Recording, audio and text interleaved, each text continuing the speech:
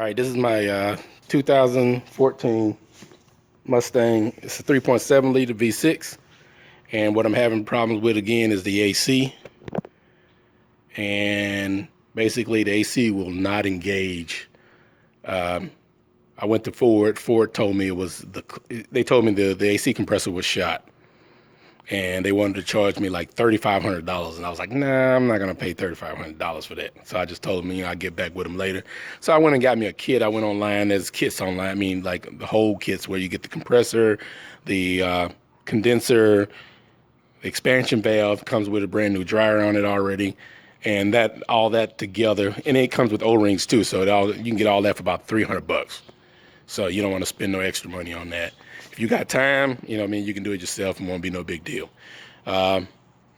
So I just wanted to tell you what a couple of things are that you won't be jumping through hoops trying to locate where they are. Okay, couple of sensors that you're going to want to know where they are is the sensors for the evaporator sensors is actually on this side, just up underneath the panel a little bit over there, up against the wall. There's an evaporator box back there. It's like a whole box unit for the evaporator heater, all that. And it's right on this side of it. Just go right up above the gas pedal there with a light. You'll see a little plug sticking out. It's the only thing that's underneath there. 2-wire plug. Pop off the plug, and actually you can just pull on the evaporator thing. It just pops right out. And if it's damaged or bad, you can just buy another one for I think it was about $12 or $15 or something like that I ordered online, and from rockauto.com. Yeah, I'm not advertising for them, but that's where the cheap part's at.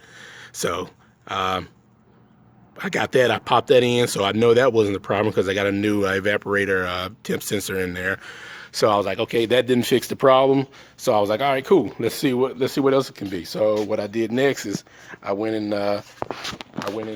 replaced the pressure transducer. This pressure transducer there. And as you can see, it's right over here, right on this side. It's on the passenger side of the radiator over here. And it's only that one sensor that's on this side over here. And that sensor is 3-pronged, so it senses high and low pressure. So those are the two sensors that are in the system that I could find based off the schematic. Because there's so many things out there, like they keep referencing like the V8 models or the Boss. One of the other the bigger engine Mustangs. And it's like a engine temp sensor that's in there, and all that stuff. That stuff is not even there on the V6. So I got that done. So like I said, I replaced the condenser, I replaced the compressor, which is on this side, and the dryer is on this side over here, which comes already attached when you buy the kit anyway. So wasn't a big deal on that. That was pretty easy. And then on top of that, I had to check a few fuses, this is the clutch relay fuse. As you can see, this one right here, clutch relay fuse. This one right here is the this one is for your, I think, fuel pump or something like that. So they're interchangeable, so you want to switch them out to see if they one works, the other one don't work or something like that, and you'll know. Pretty much, if this one's jacked up and you put it over here and you start your car up, or you can't get your car started, that's because you ain't getting any fuel, and that relay is jacked up. But usually relays don't go out. So if you got a problem with your cooling system, like your cooling fan, this is your low speed for your lower temperature relay, and this is for your high speed right here. I think this one is 50 and 55 is the two big relays there for that. And so like I said, I got all that fixed up. Then I still can, no matter what, I got to recharge. Then I got my own gauges and stuff like that. Got to recharge. It's holding the charge perfectly. The pressures are perfect, and it still couldn't get the clutch to engage. The PCM is not sending the signal, and PCM is right here on the side of it. So this is your computer right here. See, that's your computer.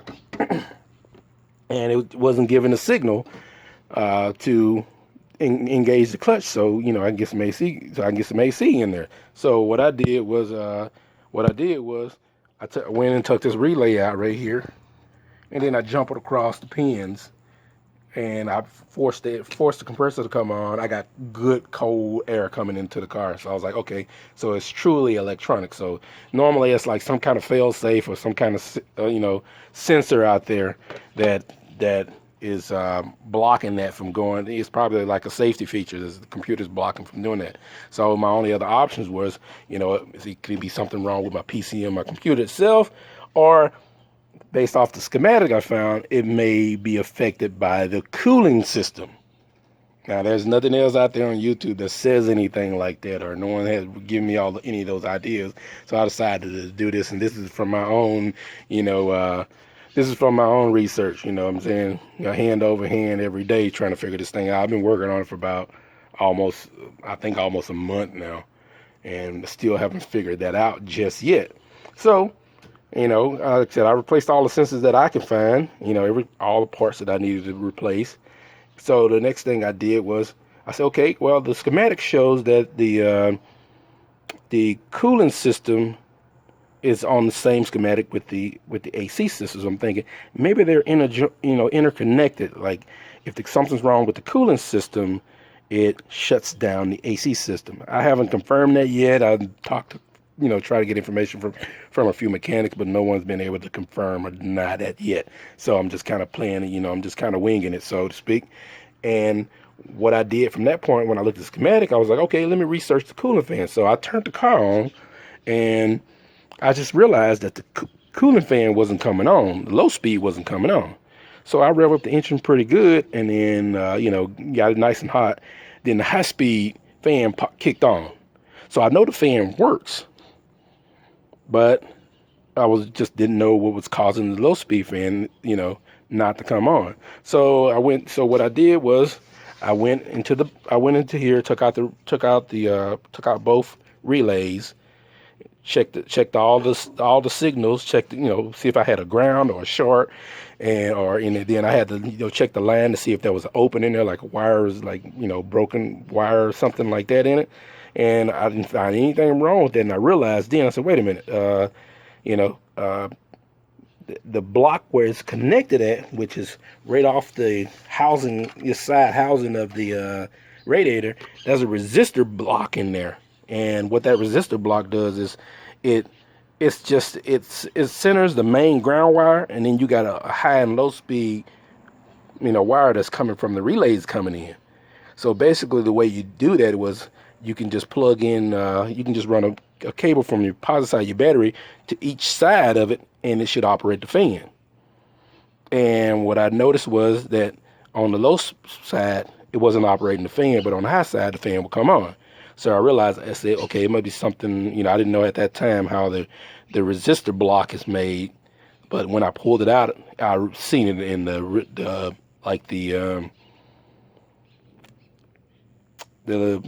low speed connection was like almost melted and burned away. So basically, it was a break in the circuitry.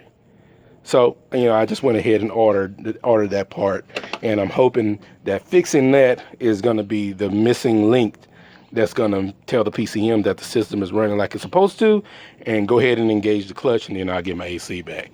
So we'll see. That was the only thing left in the whole system that I hadn't checked, and it was the last thing I came across, thankfully, from looking at the diagram. So I'll have a video once I get the I ordered an entirely new radiator. It's kind of aftermarket radiator, but it has all the right connections on it. So, and it comes with the resistor pack already on there.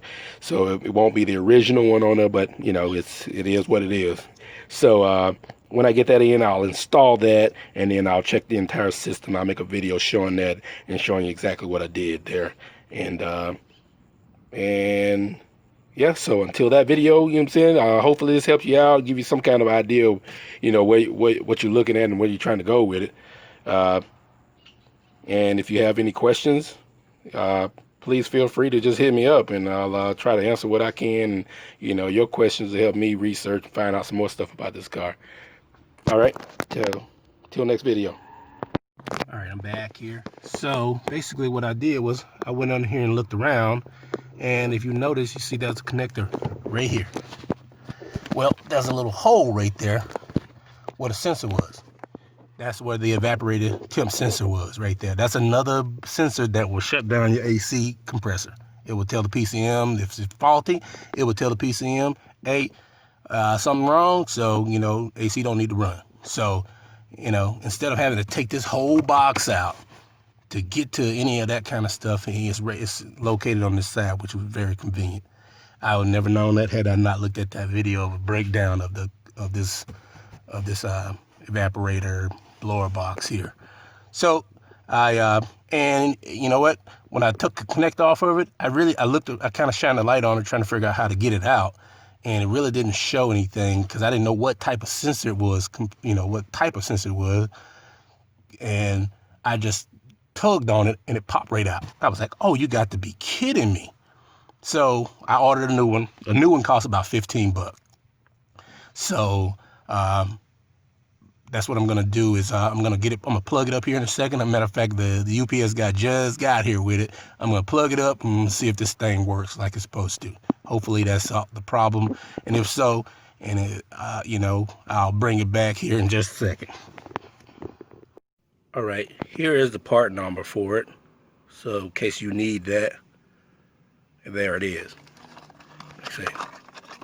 The box is just a simple, it's got these little tabs on the side right there. And it just basically goes in just like this, snaps right in place, and then you plug the connector to it, and we're gonna see if that fixes the problem. So as you can see, I got it kind of plugged back in there. Don't have a lot of light, but there you go right there. A little bit better view of it. That's pretty much it right there. That's the sensor, the evaporator temp sensor right there. So I'm about to fire it up and see if I can get some cold AC. All right, I got the sensor all hooked up, and I'm going to start it up and see if I get any cold AC.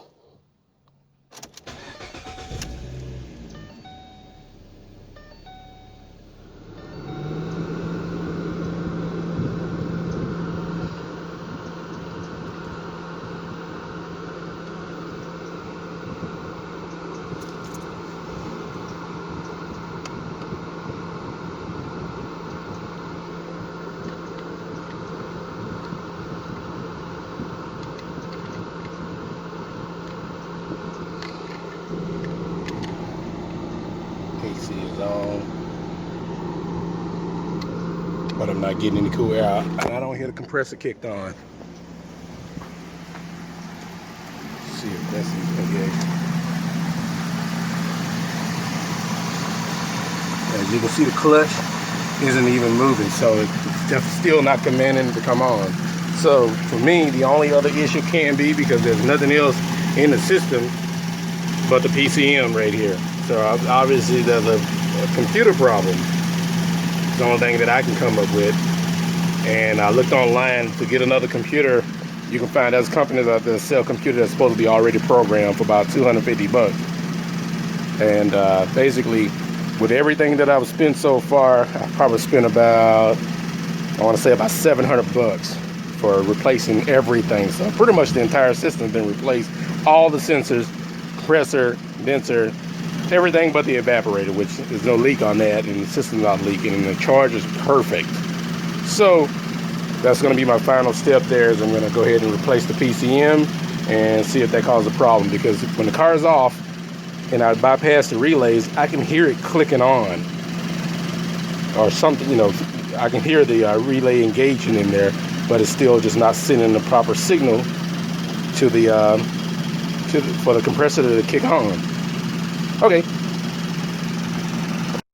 the next issue that I have is the temperature control module, and the way to get to that, you got to take all this stuff back apart, take off the bezel here, or the face, the stereo facing, and it's just a flat panel that's connected at the bottom down here with like a USB connection, and you have like this panel up here. You have to unbolt that. That's your display panel, of course, and then at the bottom is your CD unit processor. In between those is a module like back up in there, and that's your temperature control module. It has one big plug in it, just pop it out, and then once you remove the display panel, you can access to actually remove it. And it's a little tricky. You got to put like something on both sides, like, you know, maybe a flat tip screwdriver or something over there on both sides to kind of pop out the little pins so you can pull the temperature control module out, and it's just kind of plug and play. So yeah, save you a little time. Check out that. That might be the problem. I'm out in Arizona where the heat's bad, so everything has been, you know, heat related. So hopefully that be the problem solver. All right, now this is the temperature control module.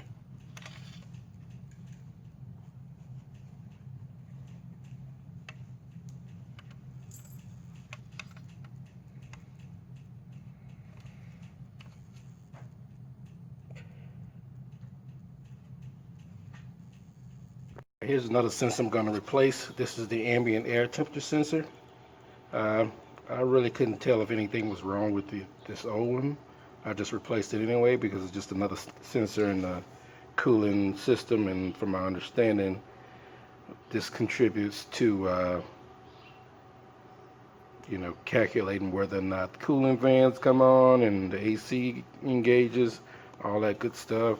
So, you know, another part that I'm trying to resolve the AC clutch not kicking in. Okay, so and easy way to get it out is without having to tear everything apart. Just you know, you got two bolts right here in the hood latch. Just take that out and put it to the side, and then you can just reach right down in there. And you can probably see, maybe you can't. It's right there. It's right down here. So it's just kind of like just snaps in there. Just pull it out, and then you're gonna need like two little screwdrivers or something to pull the little tabs on the sides of it, and it slides right out. So that's pretty much it. Okay, so see what happens. So if you're having problems with your automatic lights not popping on, it's probably that automatic. That's a sun load sensor, and basically that thing senses, you know, day or night light, you know, and that tells the PCM to turn on the headlights and whatnot automatically. And all you do is just get a little flat tip screwdriver and pop it out. It costs probably about $30, and it's got two pins in it, so nothing crazy. And that's what I would try first if you got having problems with your lights. All right, and my diagnosis of trying to figure out what's going on with my AC system is just not sending a command signal from the PCM to the clutch to engage.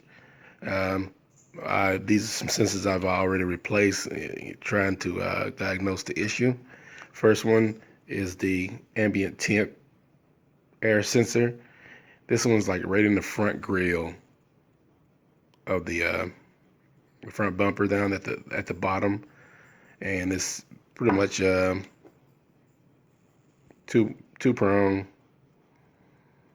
and you'll pretty much know if this one's defective because the reading for your temperature gauge on the inside on your display screen, it will be jacked up or something like that. But if it's reading fine, it's probably not that, but I replaced it anyway.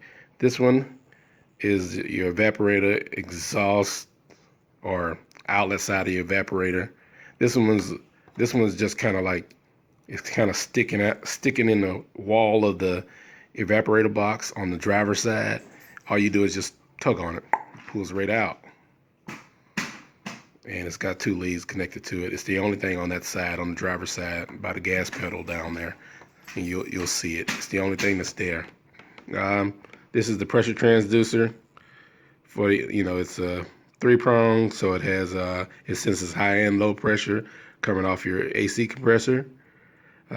This should be the main culprit for the AC clutch not engaging, but it's that wasn't the issue for me, so I've replaced that. And then I was looking at a diagram that was talking about a sun load temp sensor. Well, I have the manual AC, so it only has two pins in it. So it means the only thing this operates is actually the light. It's just a light sensor for, turn on your automatic lights. So that was pretty much a waste of time replacing. I think I paid like $30 for that one. I paid $30 for this one. This sensor was probably like $25. And then this sensor was, I think I got this sensor for about $18 or something like that. So there's just some items that these are only sensors I could find in the whole system. So I tried everything, and the only thing left is the temperature control module. And I bought one from a junkyard, and it really didn't change anything. So now I'm just gonna get one from a reputable source and see if I can see if that will solve my problem, because everything feeds into the temperature control module. It's actually like the black box in between the display of the stereo display and the CD deck unit. It's like in the middle there, has a plug in there. You'll know what it is, because if you turn the AC on and pull that plug out, it'll shut down the entire AC system. It'll cut everything off. But that's the main like brain unit there. And we'll see. All right, this is what a newer looking ECM is supposed to look like. Got it from this company called Flagship Electronics or something like that. It's a model number that goes in my Mustang right there. You got to get that exact model number, what comes off the one you got. It's got a little security seal on there because they've been in there, and they got it programmed. So it's supposed to be plug and play with all the latest and greatest updates on it. So I'm just gonna go plug it in and fire it up and see what it do. Hopefully this is the resolution for the AC system, because I'm gonna replace pretty much everything else. All right, let's see. So, hopefully this helps y'all out. If you're working on your car and you got similar issues, and it'll, definitely save you a little bit of money there.